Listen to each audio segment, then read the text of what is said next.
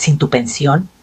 No servirías para nada aquí, dijo mi hijo, mientras le pasaba un plato de mole con pollo. No dejé caer el plato, no me inmuté. Solo lo puse en la mesa, me di la vuelta y regresé a la cocina. El grifo seguía goteando, las zanahorias estaban pasadas de cocción, y el silencio que siguió a sus palabras dolía más que las palabras mismas. Al otro lado de la mesa, su esposa Jimena tamborileaba con el tenedor contra su vaso como si no lo hubiera oído, o peor aún, como si estuviera de acuerdo. Mi nieta Lía levantó la vista de su celular, pero no dijo nada. Antes me pedía que le trenzara el cabello, ahora apenas me miraba a los ojos. Me quedé junto al fregadero fingiendo secarme las manos aunque no estaban mojadas. Miré el escurridor de platos como si pudiera ofrecerme otra versión de esa noche. Una donde mi hijo recordara las noches que me desvelé con él cuando había tormentas, los años que ayudé a pagar sus deudas de la universidad, o el día que le cedí la casa, porque juró que era más seguro así solo papeles, mamá. Pero nadie dijo nada. Solo siguieron comiendo. Esperé a que el lavavajillas empezara a zumbar. Luego entré a mi cuarto, el que antes era el principal, ahora marcado como trastero en sus planos, y saqué la maleta que guardaba bajo la cama, una muda de ropa, mi cartera, el cuaderno con todos los números de mis cuentas, la foto familiar de nuestras últimas vacaciones antes de que Tomás se fuera.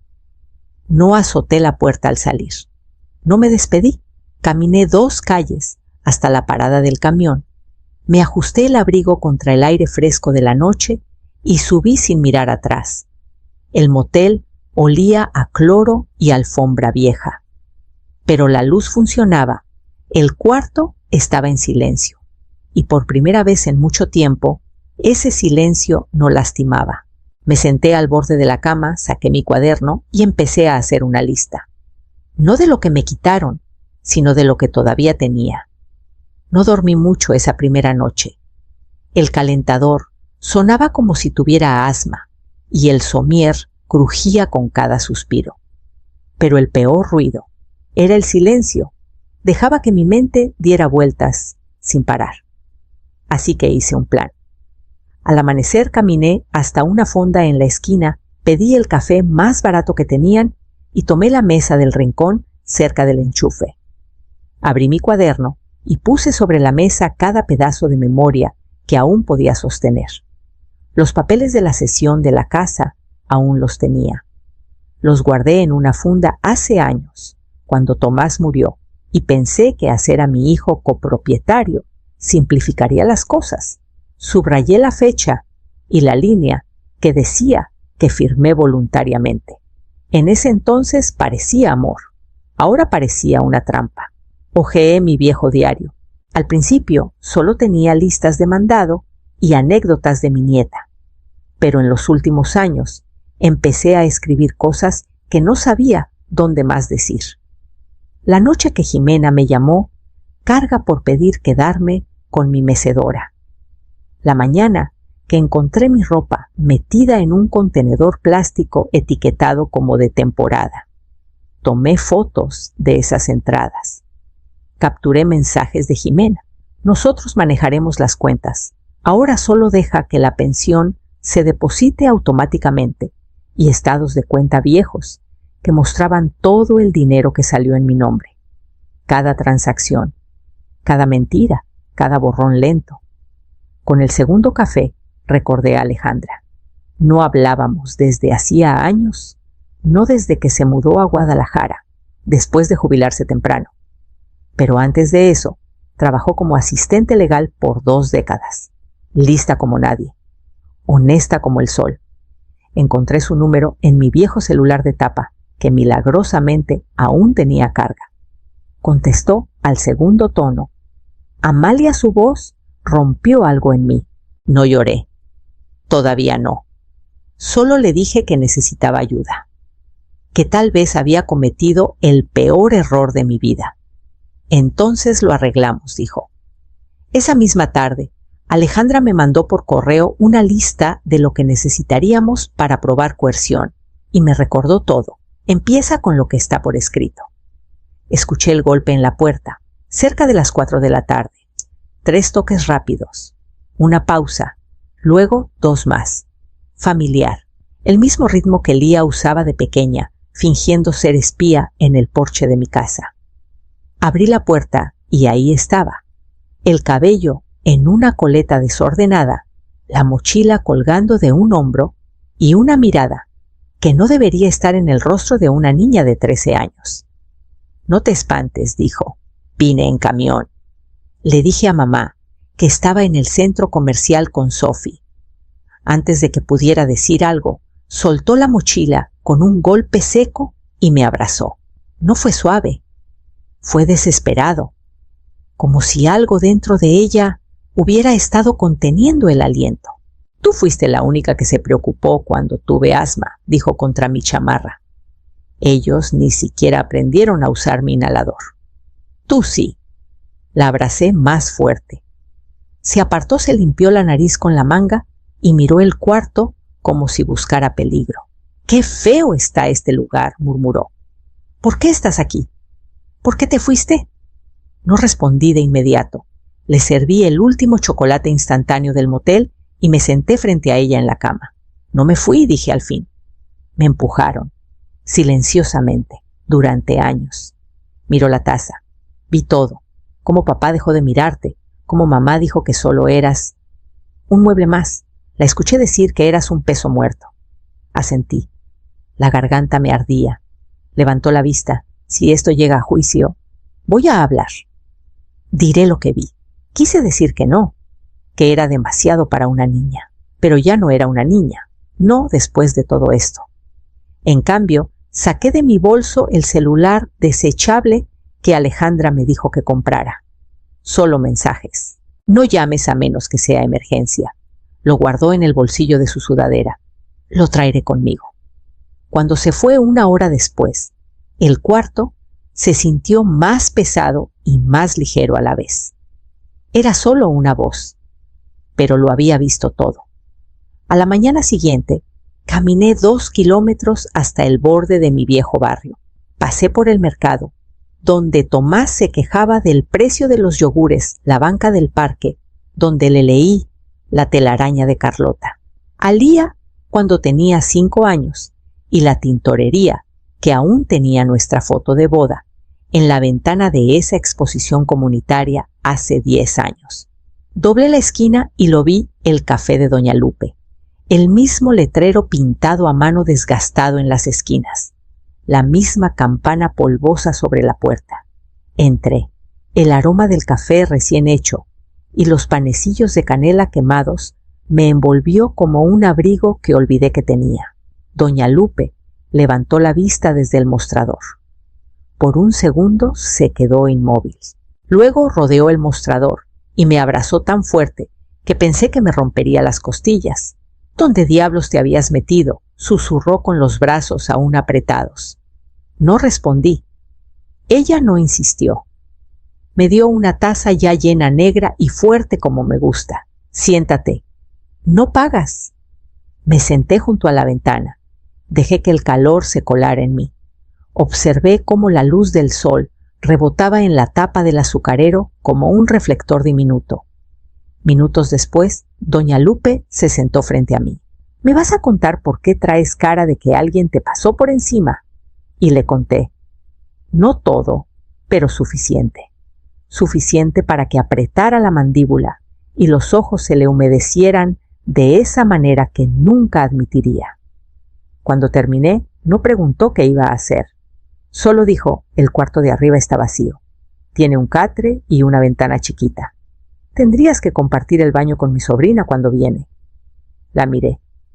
Lupe, tú ayudas en las mañanas. Preparas, sirves, barres. No es caridad. Asentí. Trato hecho. Y así de repente tenía un tejado. Y algo mejor. Alguien que aún me veía como yo misma. A la mañana siguiente me puse un mandil y empecé a picar cebollas a las 6 en punto. Para las 7 estaba sonriendo sin darme cuenta. Para las 8 estaba lista para volver a casa. No a la que dejé, sino a la que aún era mía por ley.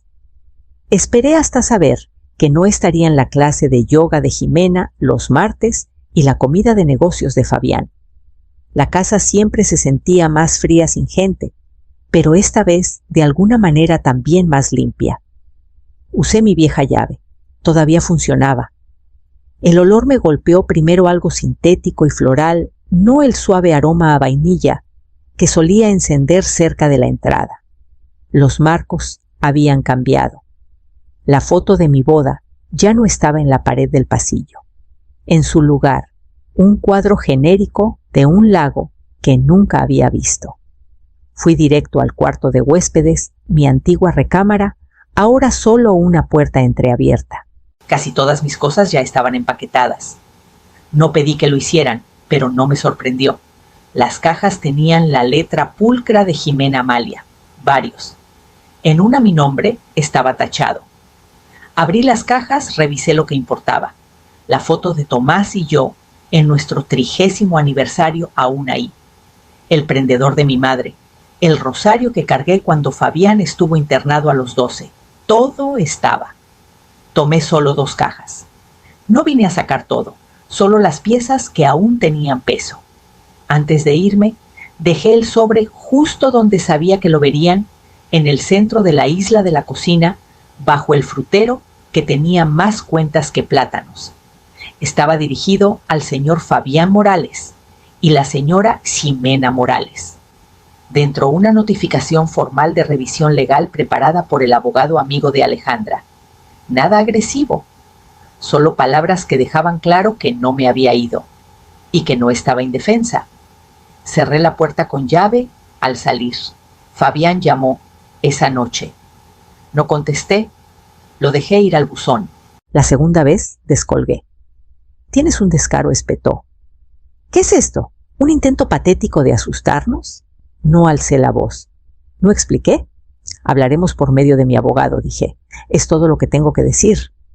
Empezó a hablar otra vez, pero colgué. Apagué el celular, lo guardé en el cajón junto a mi diario y me fui a dormir por primera vez sin ensayar la disculpa del día siguiente. El juzgado era más pequeño de lo que esperaba. Paredes pálidas, sin ventanas, un reloj cuyo tic-tac era más ruidoso de lo que debería. Fabián no me miró cuando entré. Estaba sentado a 2 sillas de su abogada, con los dedos entrelazados y la mandíbula tensa. Jimena no estaba. No me sorprendió. Esto no era su pelea no oficialmente. Su abogada era más joven de lo que imaginé. Traje impecable, sonrisa afilada. Se puso de pie y habló con ese tono calmado y condescendiente que los abogados parecen ensayar frente al espejo. Ella abandonó el hogar, dijo, por voluntad propia. No hubo desalojo ni confrontación. Mis clientes la recibieron por compasión. La transferencia de propiedad fue voluntaria y debidamente notariada.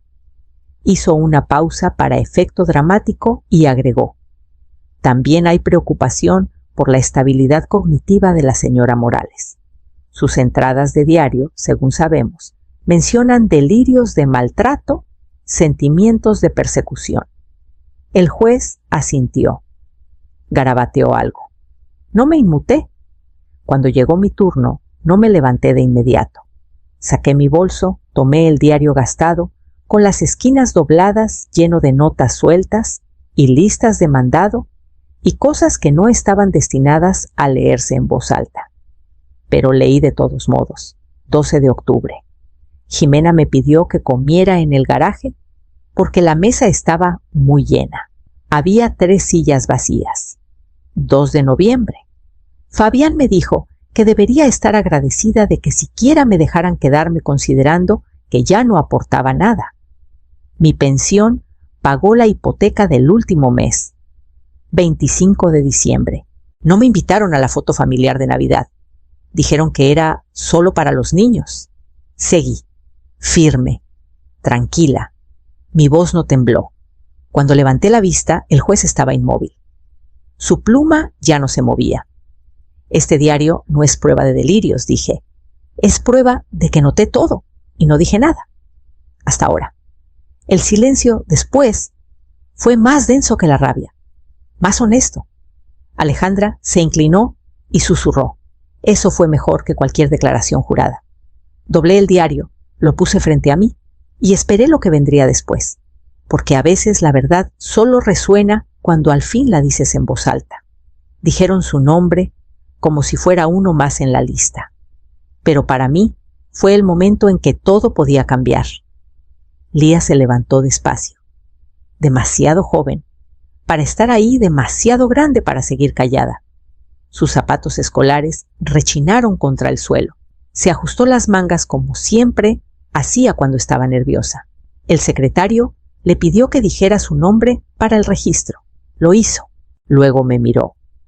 Le di un leve asentimiento, el más pequeño que pude. Mi abuela nunca fue una carga, empezó. Ellos la hicieron sentir como tal, pero no lo era. Me ayudó con mis proyectos de la escuela. Cocinaba la cena cuando nadie más lo hacía. Y me llevó a urgencias cuando se me acabó el inhalador porque mis papás se olvidaron. El juez se inclinó ligeramente hacia adelante. Usaron su pensión como si fuera de ellos. Mi mamá la llamó el ingreso silencioso. Los escuché hablar de eso cuando pensaban que ella estaba dormida. Lía tragó saliva, miró sus manos y luego al frente. No siempre la dejaban sentarse con nosotros en la cena, no cuando había visitas. Mi mamá decía que estaba muy lleno, o que a mi abuela le gustaba comer temprano. Eso no era cierto. Fabián se movió en su asiento. Por fin levantó la vista. Su rostro no estaba enojado, estaba pálido. El juez preguntó, ¿te sientes segura diciendo esto? Lía asintió. Ahora sí, no me había dado cuenta de que estaba conteniendo el aliento. Extendí la mano, toqué la suya suavemente y no se apartó. Solo pienso, añadió más bajo, que si alguien da y da y da, y nosotros solo tomamos eso, no es familia. Eso es robo. Silencio. Incluso el secretario pareció olvidar parpadear. Lía bajó y se sentó a mi lado otra vez. Sus dedos estaban fríos. Los cubrí con los míos. El juez miró por encima de sus lentes. Gracias, señorita Morales. Fue la primera vez que alguien en esa sala dijo nuestro nombre como si significara algo, como si no le perteneciera solo a él. Y fue la primera vez que sentí que podríamos ganar no por lástima, sino por la verdad. Las bolsas de basura nos esperaban cuando regresamos del juzgado. 2 de ellas negras rotas, llenas de mis suéteres viejos y marcos de fotos dejadas justo afuera de la puerta del café. Encima, una nota garabateada con marcador rojo. Pensamos que olvidaste esto. No vuelvas. Doña Lupe no maldijo, no se quejó. Solo miró el desastre por 5 segundos completos. Luego lo esquivó y abrió la puerta como si fuera cualquier miércoles. Me agaché y tomé el marco de Tomás y yo en el cañón del sumidero. El vidrio estaba roto. Lo limpié suavemente con la manga y lo llevé dentro. 20 minutos después llegaron 2 policías. Una queja por ruido. Golpes fuertes, dijeron. Alteración a los negocios vecinos. Doña Lupe alzó una ceja.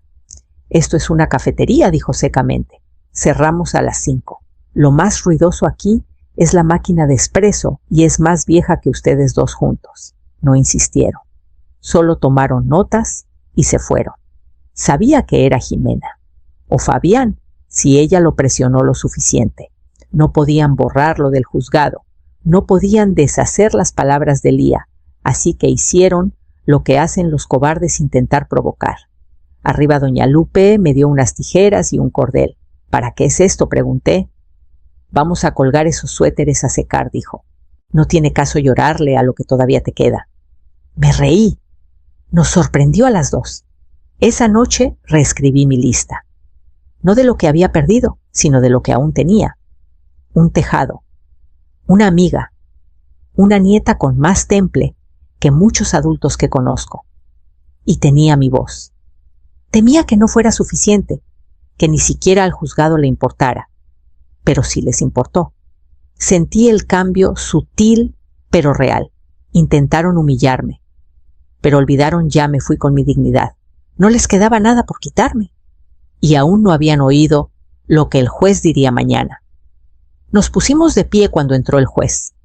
El último día. Sin testigos, sin argumentos, solo el fallo.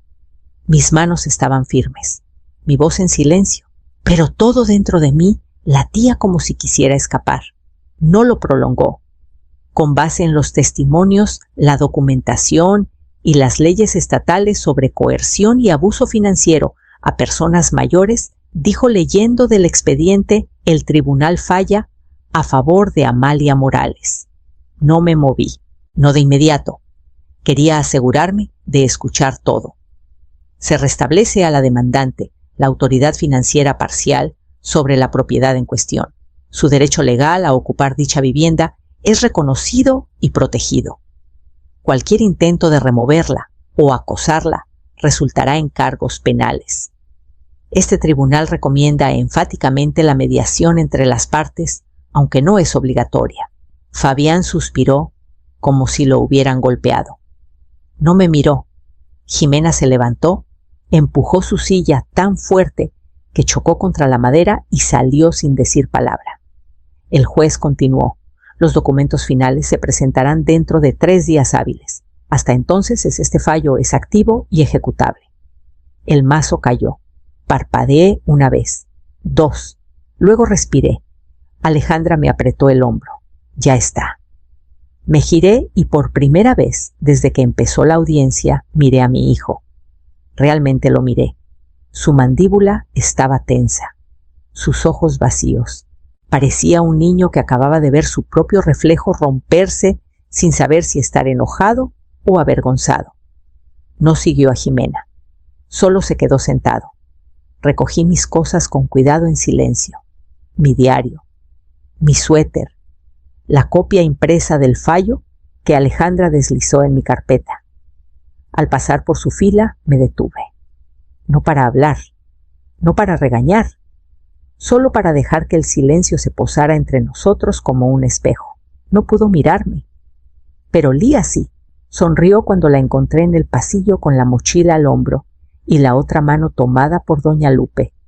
No hablamos mucho de regreso, no hacía falta.